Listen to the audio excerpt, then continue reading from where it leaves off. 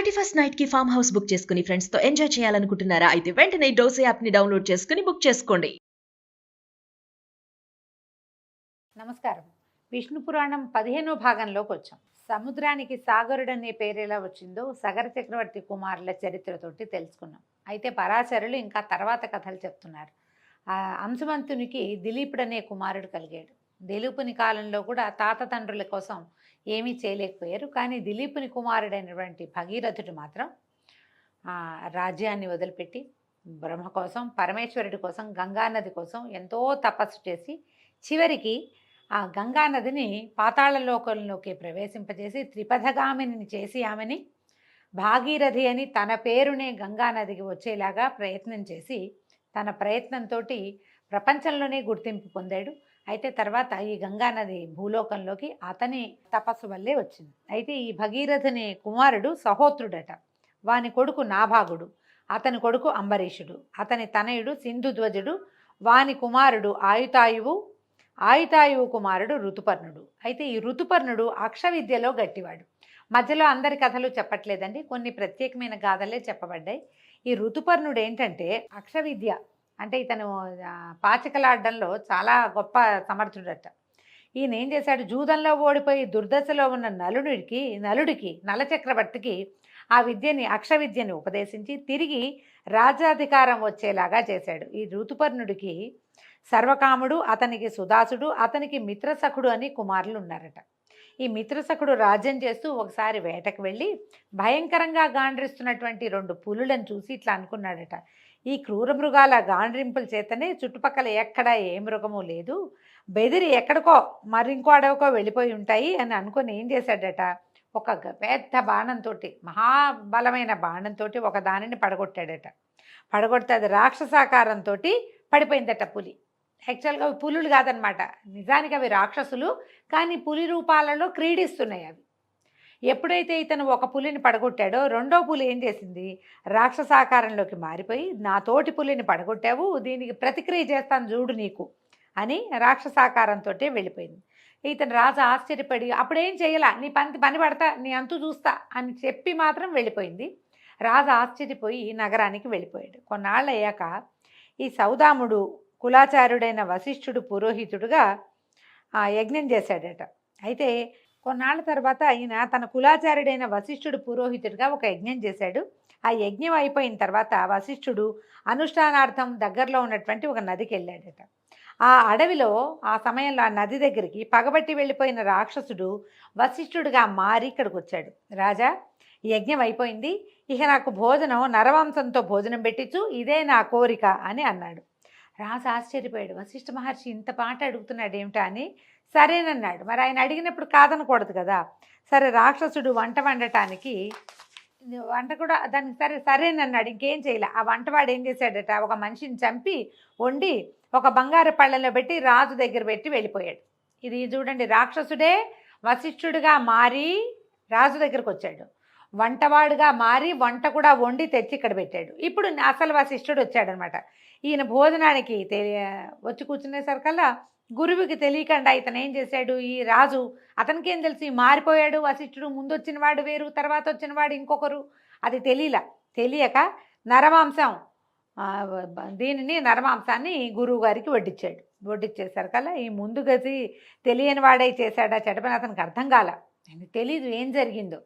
దాంతో వశిష్ఠుడు పరమ తీవ్రమైన కోపం వచ్చి పుణ్యాన్ని సంపాదించడానికి ఘోర తపస్సు చేసే నాకు నరమాంసం భోజనం పెడతావా, ఇది రాక్షసులు చేసే పని, నువ్వు ఇట్లాంటి పని చేసావు, ఇంత యజ్ఞం నాతో చేయించి కాలకృత్యాల కోసం నదికి వెళ్ళి వచ్చేసరికల్లా నాకు నరమాంసం పెట్టి నన్ను అవమానించావు, కాబట్టి నరమాంస భక్షకుడు రాక్షసుడిగా మారిపో అని రాజుని శపించాడు. దాంతో రాజు బతిమలాడుతూ, అయ్యా, నువ్వు పొద్దున ఇందాక అడిగావు కదా ఈ భోజనం కావాలని, మళ్ళీ నన్ను శపిస్తావా, నువ్వు అడగటం వల్లే కదా నేను ఇంత పని చేశాను, లేకపోతే యజ్ఞం చేసిన వాడిని నేను నరమాంసాన్ని నివేదిస్తానా తండ్రి, నా తప్పు కాయి, నేనేం చేశానో నాకు తెలియటం లేదు, నువ్వు అడిగిందే నేను చేశాను కదా అని పరిపరి విధాలుగా బతిమలాడితే వశిష్ఠుల వారు దివ్యజ్ఞాన శక్తితోటి ఇట్లా తెలుసుకొని, ఓహో ఇది జరిగింది, సరే నీకు శాపం 12 సంవత్సరాలు ఉంటుంది నాయన, 12 ఏళ్ళు నీకు ఇది తప్పదు, శాపం వచ్చేసింది కాబట్టి 12 ఏళ్ళ తర్వాత నీకు శాప విముక్తి లభిస్తుంది అనగానే రాజు అన్నాడు, ఒప్పుకున్నాడు. కానీ ఏమన్నాడు,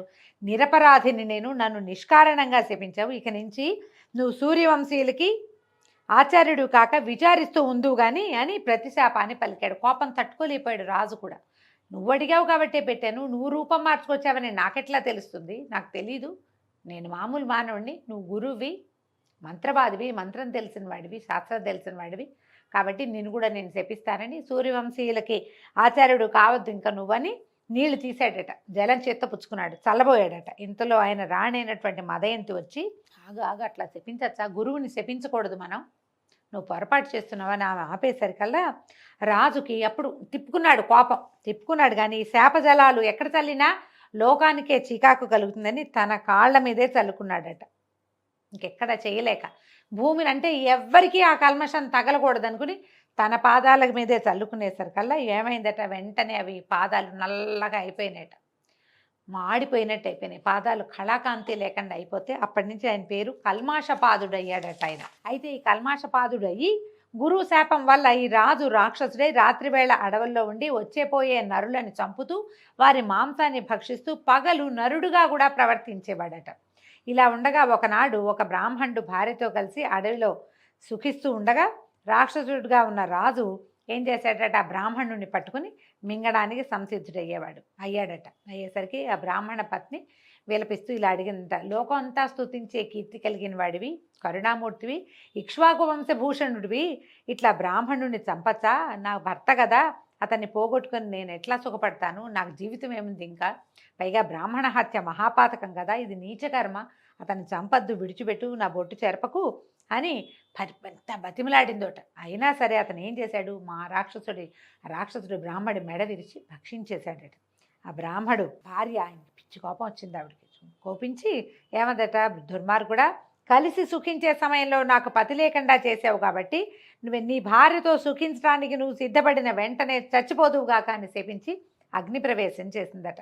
ఇలా రాజు చేసిన ఈ దారుణ కార్యానికి ఆ అడవిలో ఉన్న భూతాలన్నీ హాహాకారాలు చేశాయి. ఏం చేస్తారు, ఇక చేయగలిగేది ఏం లేదు, అతనికి ఏమో అలాంటి శాపం ఉంది, శాపం ప్రకారం అతను ప్రవర్తిస్తాడు, ఇంకా అదే జరుగుతుంది అక్కడ.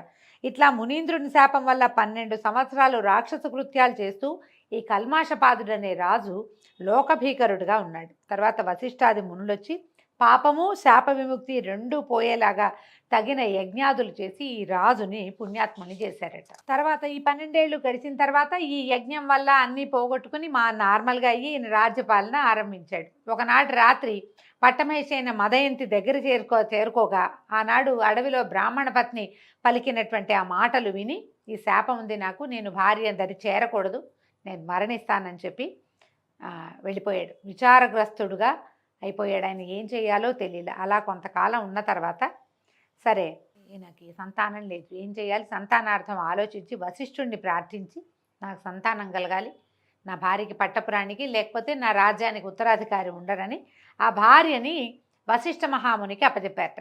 ఈ మునీంద్రుడు మదయంతిని ఆదరంగా చూసి అసామాన్యమైన శరీర బలము పరాక్రమము కలిగిన కొడుకు పుడతాడని దీవించి వెళ్ళిపోయాడట.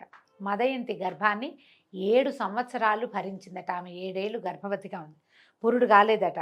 అయితే ఏం చేసిందట, ఎప్పటికీ పురుడు కాకపోయేసరికల్లా ఆవిడ విసుగు పుట్టిపోయిందట. ఒకనాడు ఒక ఉద్యానవనంలో కూర్చుని అశ్మము అంటే ఒక రాయితోటి గర్భాన్ని పొడుచుకునేసరికల్లా ఆ దెబ్బకి డెలివరీ అయిపోయింది, ఆమెకు ప్రసవం అయిపోయిందట. వాడిని అశ్మకుడు అని పేరు పెట్టాడట. పేరు పెట్టాక క్రమంగా పిల్లవాడు పెద్దవాడయ్యాక ఈ కల్మాషపాదుడు రాజ్యాన్ని వాడికి అప్పచెప్పి తను మాత్రం వనవాసిగా వెళ్ళిపోయాడు అడవికి. ఆయనకి సంతానం కలగల, ఆయన భార్యా వియోగంతో ఉండేవాడు, భార్యతోటి కలిసేవాడు కాదు. ఈ అశ్మకుడు ఎంతో చక్కగా పరిపాలన చేసి మీ అందరి మెప్పు పొందాడట. ఆ రాజుకి ఒక కుమారుడు కలిగాడు, వాడి పేరు మూలకుడట. అయితే ఈ మూలకుడుగా ఉన్నప్పుడు, ఇతను రాజుగా ఉన్నప్పుడు పరశురాముడు రాజుల్ని సంహరిస్తూ అయోధ్యకి వచ్చాడట. వస్తే ఈయన ఏం చేశాడట, అప్పుడు అందరూ ఏంటంటే ఆయన క్షత్రియ సంహారం చేశాడు పరశురాముడు. కార్తవీర్యార్జునుడి మీద కోపంతో అతను ఏం చేశాడు, 21 సార్లు భూమి అంతా తిరిగి క్షత్రియ సంహారం చేశాడు. అప్పుడు కొంతమంది రాజులు మాత్రమే జీవించున్నారు. తర్వాత క్షత్రియులు లేరా అంటే ఉన్నారు. ఆ క్షత్రియులు ఎట్లా మిగిలేరు, వాళ్ళు గాజులు వేసుకుని స్త్రీలలాగా ఆడవాళ్లలాగా వస్త్రధారణ చేసి రాజ్యాల్ని కాపాడుకున్నారు చాలా కొద్దిమంది. అందులో ఇక్ష్వాకు వంశానికి చెందినటువంటి ఈ అశ్మకుడు కూడా ఉన్నాడు. స్త్రీ వేషధారి అయ్యి కాంతల స్త్రీల మధ్యలో ఉంటే పోనీ వీడు స్త్రీసముడు పోనీలే అని వదిలిపెట్టేశాడట. వదిలిపెట్టేసిన అతనికి ఇలబిలుడనే కొడుకు, అతడికి ఖట్వాంగుడు, దిలీపుడు అనేవాళ్ళు జన్మించారు. అంటే శ్రీరాముడికి చాలా ముందు కాలంలో ఇది జరిగింది. అయితే దిలీపుడు పట్టాభిషిక్తుడై రాజ్యం చేస్తూ ఉండగా దేవదానవులకి పోరు జరిగిందట. ఆ పోరులో దేవతలు దానవులను ఎదిరించలేక ఈ ఖట్వాంగుడిని తోడుగా పెట్టుకున్నారట. ఈయన రణరంగంలో నిలిచి ఎంతమందినో చంపేశాడట. దేవతలకి విజయాన్ని చేకూర్చాడు. అయితే వీళ్ళు రాజా ఏదైనా వరం కోరుకోమని అంటే ఇతను నా ఆయుర్దాయం ఎంత అని అడిగారు. అడిగేసరికల్లా వాళ్ళు చెప్పారట, ఇంకో 2 గడియలు నీ ఆయుర్దాయం ఉందంటే, అలా అయితే మీ వరం ఇంకెందుకు, నాకు నన్ను భూలోకానికి పంపించేసేయండి అంటే వాళ్ళు ఏం చేశారు, ఒక విమానంలో ఈయన్ని భూలోకానికి పంపించారట. పంపిస్తే ఈయన ఐహిక క్రియలు విడిచి పరతత్వ వేదిగా అయ్యాడు. వెంటనే ఇంకన్నీ మానేశాడు. పూర్తిగా భగవంతుడి ధ్యానంలోనే ఉండిపోయాడట. బ్రహ్మాదులకు కూడా సాధ్యం కాని పరమయోగ ప్రభావం పొంది ముహూర్త కాలంలోనే విష్ణు సాయుధ్యాన్ని పొందాడు. ఆ రాజు యోగ విద్యా సారస్యాన్ని మెచ్చి సప్తర్షులు ఒక్కొక్క సమయం అందు అభినందిస్తూ ఉంటారట. అంత గొప్పవాడనమాట. ఇక తర్వాత సూర్యవంశీయుల గాథలు. దిలీప మహారాజు. ఈ దిలీపుడి తాలూకు గోసేవా వృత్తాంతమే మనకి రఘువంశ కావ్యంలో కనపడుతుంది. దిలీపుడు అమిత గొప్ప రాజు. ఆయనతోటే రఘువంశ కావ్యం మొదలుపెట్టబడింది. అయితే ఈయన కుమారుడు రఘువు. ఆయనదే రఘురాజ్యం. రఘురాముడు ఆయన వల్లే రఘువంశం అనే పేరు వచ్చింది. రాముడికి రఘురాముడు అనే పేరు వచ్చింది. రఘువు ఎంతో అద్భుతంగా రాజ్యాన్ని పరిపాలించాడు. భూమి ఆ కాలంలో దున్నకుండానే పంటలు పండించేసేదిట. దున్నేవాళ్ళు కాదట, గింజలు చల్లితే పంటలు పండేవి. అంత అద్భుతమైన రాజట. అతని కొడుకు రఘువు యొక్క కుమారుడు అజుడు. అజుని కొడుకు దశరథుడు. దశ దిశలా తన రథానికి అడ్డు లేకుండా దివ్య పరాక్రమశాలి అయి ప్రవర్తించి దొరతనాన్ని నేర్పిన చక్రవర్తి దశరథుడు. ఆయన దశరథునకు మహావిష్ణువు రక్షణే తన లక్ష్యంగా తన మూర్తిని తన 4 భాగాలు చేసి 4 భాగాలుగా జన్మించాడు. ఆ మూర్తులే రామలక్ష్మణ భరత శత్రుఘ్నులు అని పెరుగుతూ ఉన్నారు. వాళ్లలో పెద్దవాడైన రాముడు విశ్వామిత్రుని కోరికపై అతను వెంట వెళ్ళి తాటక అనే రక్కసిని, సుబాహు అనే రాక్షసుని ఒక్కొక్క బాణంతోటే తెగవేసి మారీచుడనే అసురుణ్ణి ఒక్క బాణంతోటే సముద్రంలో పడగొట్టి ఆ ముని యజ్ఞాన్ని కాపాడాడు. గౌతముని శాపంతో పాషాణమై అడవిలో పడి ఉన్న అహల్యను తన పాదధూళి చేత చివరికి ఆమెని తిరిగి అహల్యగా రూపొందించాడు. జనకుని వాక్కుని అనుసరించి నిండు సభలో శివుని విల్లుని విరిచి సీతను పెండ్లాడి పరశురాముని మార్గమధ్యంలో భంగపరిచాడు. తన తల్లిదండ్రుల ఆజ్ఞను అనుసరించి సీతతో తమ్ముడైన లక్ష్మణునితోటి వనవాసం చేసి ఋషులను దేవతలను కూడా రాక్షస బాధల నుంచి విముక్తుని చేశాడు. విరాతుడనే వాణ్ణి హతమార్చి శూర్పణఖ అనే రాక్షసకాంతను అదరగొట్టి కరదూషణాది రాక్షసులను దారుణ రణధరణిలో తెగనాడి కబంధుని ఖండించి వానరరాజైన వాలిని పడగొట్టి వాలి తమ్ముడైనటువంటి సుగ్రీవుణ్ణి వానరరాజుగా చేశాడు.